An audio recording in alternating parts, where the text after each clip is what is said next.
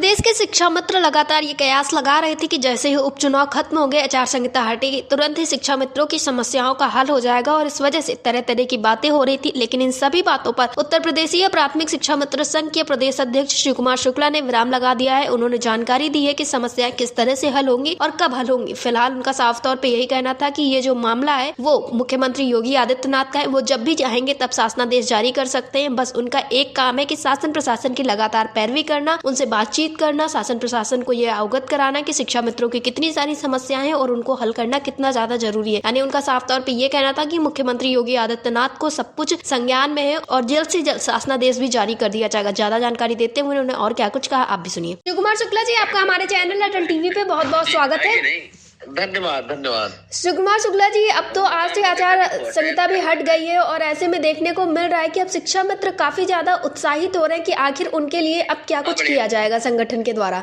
तो आपका क्या कुछ कहना है इन सारी चीजों पे? आदर्श आचार संहिता का अभी आदेश नहीं जारी हुआ है जी। देखिए, हो सकता है आज शाम तक या कल तक हट जाएगी जी।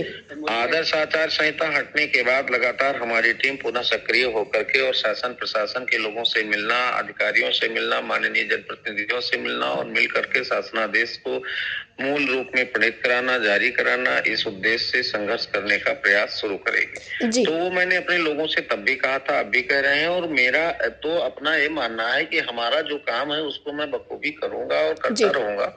बाकी सरकार का जो विषय है, सरकार अपने विषय को अगर गंभीरता से कर देती है तो हम बधाई देंगे और सम्मान समारोह का आयोजन करेंगे। जब नहीं होता है तो अगली रणनीति अपने संगठन की मीटिंग के साथ में बैठ करके लोगों के साथ खुली सभा में तय करेंगे। जी शिव कुमार शुक्ला जी, उपचुनाव में जो भारतीय जनता पार्टी की इतनी अच्छी जीत हुई, इसका श्रेय कहीं ना कहीं शिक्षा मित्रों और अनुदेशकों को भी जाता है, क्योंकि पूरे तन मन से सभी शिक्षा मित्र और अनुदेशक लगे हुए थे इस चुनाव के लिए। देखिए, माननीय मुख्यमंत्री जी से मिलने के बाद उन्होंने कहा था कि उपचुनाव के बाद करेंगे और उपचुनाव था और उपचुनाव में या आम चुनाव में, जहां तक मेरा मानना है कि देखिए हर विचारधारा का व्यक्ति समाज में है, तो किसी की विचारधारा, किसी की व्यक्तिगत धारणा को हम तो नहीं बदल सकते, लेकिन संपूर्ण लोगों को कोई गलत कह रहा है तो उसकी धारणा एकदम गलत है और सारे लोगों ने जो है सब लोग सबके हैं और सरकार जब बनती है, सरकार जो होती है, सत्ता होती है, उसके सब लोग होते हैं। तो हम भी इस उत्तर प्रदेश के नागरिक हैं, शिक्षा मित्र और अनुदेशक,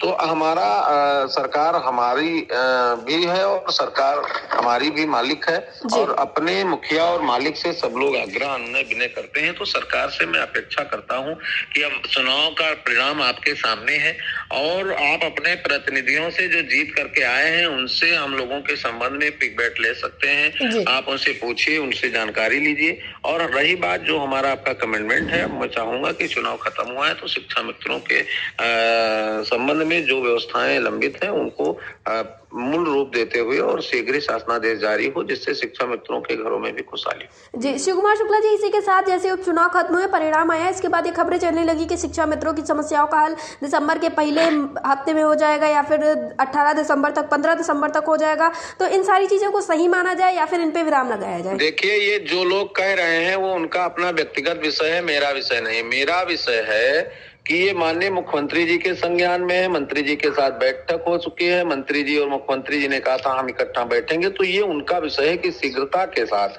आपस में मीटिंग करें और जो भी न्याय निर्णय देना है वो दें। और जब माननीय मुख्यमंत्री जी आदेश कर देंगे तो 1 तारीख को भी हो सकता है और पूरा दिसंबर नहीं हो सकता है। तो ये व्यवस्था माननीय मुख्यमंत्री की, उस पर हमारा कोई टिप्पणी नहीं है। उसमें मेरी केवल पैरवी हो सकती है, मैं किसी को निर्देश नहीं दे सकता। मैं अनुरोध के साथ जो है मैं उनसे निवेदन करता हूं और निवेदन कर सकता हूं और आशा और उम्मीद करता हूं कि अब सरकार को ऐसा करना चाहिए जिससे उनके यहाँ हम जो कर्मचारियों के संवर्ग में शिक्षा मित्र और अनुदेशक दुखी है तो उसके भी घरों में खुशहाली हो, अच्छा हो और उनके जीवन का भी जो संघर्ष है वो सार्थकता की तरफ बढ़ाए।